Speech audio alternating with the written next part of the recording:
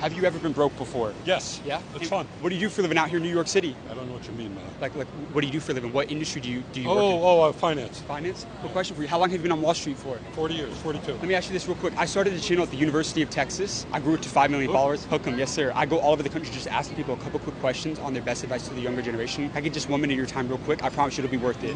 I've interviewed Mark Cuban, the president of Nike, CEO Frito-Lay, real quick. Awesome. What's the greatest lesson that you've learned about money throughout your career? As somebody who works on Wall Street, what's something that you've learned that 99% of society does not know about money? Save every penny you can. Yeah. Can you save your way to wealth though, or do you have to invest it? Save every penny you can. Do you invest your money? Of course, but save your money. And how old are you?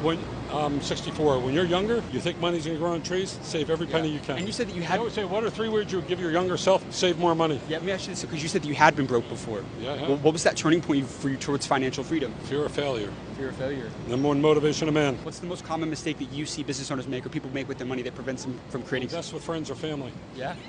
So, okay, last one for you real quick. How old were you when you became a millionaire? I was probably 35. Have you ever met a billionaire before? Yes, several. What do billionaires do with their money differently from 99% of other people? They take emotion out of it. What was the hardest skill for you to master in the business world? It's very competitive on Wall Street. Communication. Communication? Speak the truth. Speak the truth. So how important is it to keep your word in business? You won't last very long if you don't. If you don't, I love that. You don't keep your word, you won't last. And any last words to the younger generation aspiring to become successful like yourself? You've given them some amazing advice.